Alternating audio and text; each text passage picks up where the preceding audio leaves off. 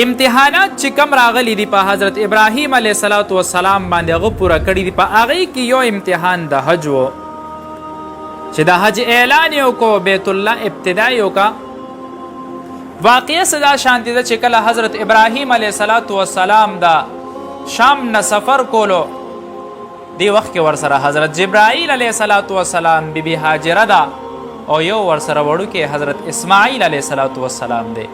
دی چې کله دا سفر ابتدا کولا، حضرت ابراهیم علیه السلام به چې کله داسې خوشګواره ځمکه وکته، ښکلې ځمکه به یې وکته، سرسبزه ځمکه به یې وکته، وی دا زموږ مقام دی. نو حضرت جبرائیل علیه السلام به ورته وی دا مقام نه دی، مقام مخکې دی. هغې به روان شو تر دې پورې چې د صحرا او دا چې کم بیت الله اوس پروت دی شاړ شبړ ځای و، هغه وخت کې نه اوبه وې پکې نه پکې ونه وه، هېڅوک نه یې څارېده چې دلته رورسېده، وایي دا ستا مقام دی. چې کله رارسي ګوره رب سره دومره مینه حضرت ابراهیم علیه السلام کړې ده چې رب به کم حکم کولو هغه حکم به یې منه. چې راغه لا راغلی نه دی، رب ورته وایي ښځه او بچی دی دلته پرېږده او ته واپس شه. دومره پورې مونه که چې یاره زه ښځې ته اطلاع وکړم، نه دا رب حکم دی. حضرت ابراهیم علیه السلام روانیږي، چې کله واپس ځي ښځه ورته څه چل شوی دی، ولې رواني؟ هغه اواز هم نه ورکوي. ښځه هم دومره پویه وه او ورته وی د رب طرف نه حکم دی، وی او د رب له طرف نه حکم دی، وی زه چې د الله طرف نه حکم دی نو هغه الله به مونږ ضایع کوي نه. هغې په دې بیابان میدان کې نه انسان شته نه پرندې شته، پرندې هم هغه ځای له راځي چې کوم ځای کې اوبه وي، کوم ځای کې خوراک وي، انسان هم هغه ځای له راځي، هېڅوک نشته. په دې وخت کې ستوان لګي اوبه وي چې هغه ورسره ختمې شوې. حضرت اسماعیل علیه السلام باندې تنده راځي او مور د بچي هغه تنده چې ګوري نو تړه کېږي چې بچي له اوبه کم ځای نه راشي. نو هغه ځي د صفا نه مروه پورې، مروه نه صفا پورې هغه اووه چکرې اووالې په دې غرونو باندې او اخوا هم ګوري که څوک چا نه مدد والم، دې خوا هم ګوري اواز هم کې څوک نشته. چې کله یې وکته مور واپس راکوش شوه، دا اووه چکرې چې کله والي صفا نه مروه پورې، مروه نه صفا پورې، نو دا غرونه و رب ته دا ادا دومره زیاته خوښېږي چې هغه تر ورځ قیامته پورې څومره خلک حج او عمره کې په هغې باندې دا فریضه شامله که په دې کې دا هغه ادا رب ته دومره خوښه شوه. نو حضرت اسماعیل علیه السلام هلته تندې نه ناست دی. الله دې وخت کې حضرت جبرائیل امین رالیږي چې جبرائیل علیه السلام راځي، په دې وخت کې د ځمکې نه یو داسې اوبه راوځي چې هغې ته نن وخت کې په ځمکه باندې آب زمزم ویلی کېږي، او داسې اوبه چې هغه جاري ټوله دنیا هغه اوبه څکي، هغه نه ختمیږي، او هغه اوبه داسې شو چې شفایاب اوبه شوي د خلکو د بیمارۍ د هر قسمه مرض علاج پکې راغه. په دې وخت کې بیا دا امتحان دلته اوس هم ختم نه دی. کله چې بیا حضرت ابراهیم علیه السلام راځي چې وی کته اسماعیل علیه السلام لوی شوی دی، دومره شوی دی چې په کار باندې پوهیږي، هغه لګیا دی یو تیر ځان له جوړي غشې جوړی. ورته وی بچې وی رب ماله حکم را کړی دی د بیت الله د تعمیر، او وی دا چې کومه دلته یو ډابه ګوري وی دا بیت الله د دې تعمیر به کوو. د بیت الله اولنی تعمیر فرشتو کړی دی، بیا د هغې تعمیر حضرت آدم علیه السلام کړی دی،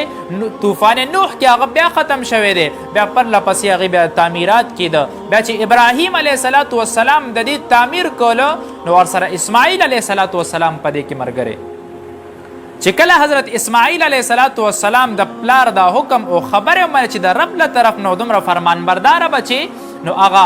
یو کاڼی دی چې هغې ته مقام ابراهیم ویلی کېږي. اوس خو د خپو خاپونه پکې ختم شوي د خلکو لمس و لاس ته لګولو د وجې نه په دې کې پیله د هغې د خپو خاپونو څوک وایي چې یاره دې به د لفټ کار کولو چې مقام ابراهیم جوړېده، یا وایي په دې باندې حضرت ابراهیم علیه السلام ودرېدو، اذان یې وکړو د حج. رب ورته وایي پیغام ورسوه دې خلکو ته، دې خلکو ته چې ته پیغام رسې دا ټول خلک به دې ته راځي. هغه اواز وکړو، هغه ټول خلک رامات شو. چې کله آب زمزم راووتې نو آب زمزم وله هلته پرندې راغې، اوبې وڅکلې، نو خلکو وکته دلته به څه وي چې دا پرندې ځي، قافلې شروع شوې، دا دی تر اوسه پورې خلک ځي هغه آب زمزم نه ختمیږي. نو حضرت ابراهیم علیه السلام باندې دا امتحانات راتله، د دې امتحان نه پس ته چې راځي بیا پې بل امتحان راځي، بچې لږ لویږي رب ذوالجلال ورته حکم کوي خوب کې ورته وایي وی اے ابراهیم وی دا بچې مې دله درکړی دی وی دا ما ته قربان کا چې دا امتحان پې راځي حالان کې د هغه وخت د پیغمبر بچی دی او د پیغمبر بیبي ده چې بچي ته وایي وی رب راته حکم کړی دی چې تا ذبح کم وی ابا جانه چې رب څه حکم کړی تا هغه پوره کا خپل بچی راولي رب ته قرباني شیطان لاره کې ښځې ته وسوسې اچوي اسماعیل علیه السلام ته چې ابراهیم علیه السلام ته چې خونه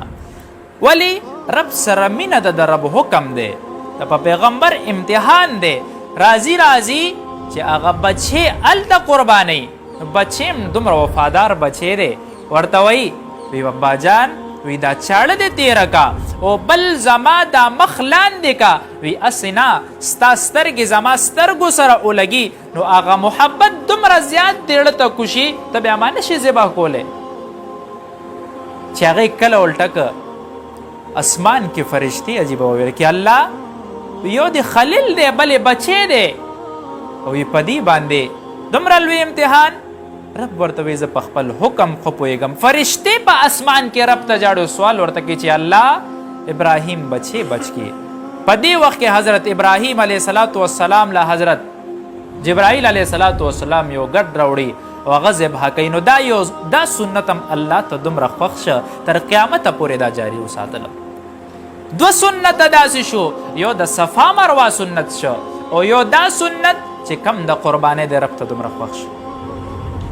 الله په هر یو امتحان کې کامیاب کو و اذ ابتلى ابراهیم ربه بکلمات فاتمهن چې کله مونږ پس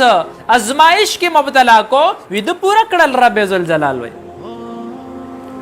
بیا دینه پستا لوی امتحان عجیبه راځي چې حضرت ابراهیم علیه السلام دعوت ورکي او یو جابر ظالم بادشاہ نمرود هغه دعوت ورکي هغه وی دا خلک خورانه گمراه کا زمون خدایانې وجلې دي بوتانې مات کړي دي په دې وخت کې دومره زیات خشا کې ایښی دی ټولو ته په یو مخ باندې اور لړه کوي چې هغه کله اور هغه جوش وهي نو وی دی به پکې لړه کوم څنګه شیطان ورله راځي ورته وایي حربه درته خیم طریقه درته خیم دی یو ټال کې واچوله ورخوشې که دی به ورته ورپروزي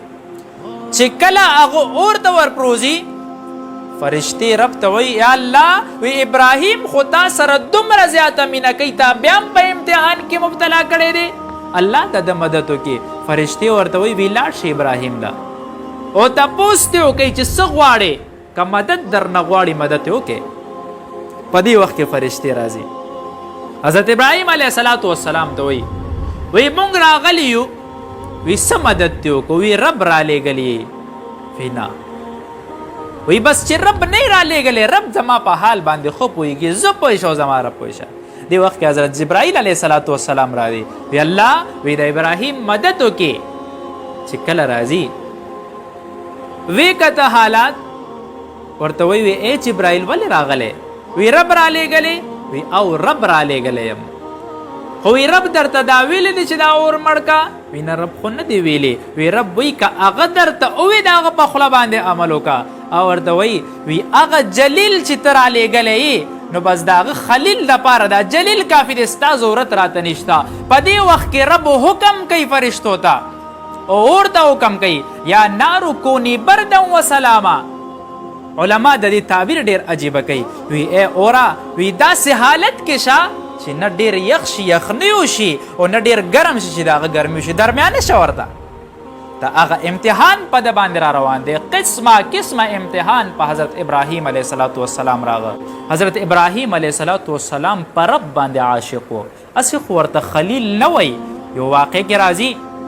وی الله امتحان اخیستو وی یو کس لګیا دی وی هغه د الله حمد ثنا بیانوي سبحان ذی الملک والملکوت د الله تعالی ښکلې ناشنا صفت بیانوي او حضرت ابراهیم علیه السلام سره په دې وخت کې ګډې بیزي دي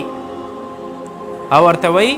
ای بنده وی دا راته بیان کوي څه به راکې وی ته راته یو ځل بیا ووایه دا نیمې ګډې بیزي در کوم چې ورته وی ورې کې وله ورته وی ای ځوانه یو ځل راته بیا ووایه چې بیا ورته وی څه به راله راکې وی دا نورې نیمې در کوم هغه نورې نیمې وله ورکې چې بیان که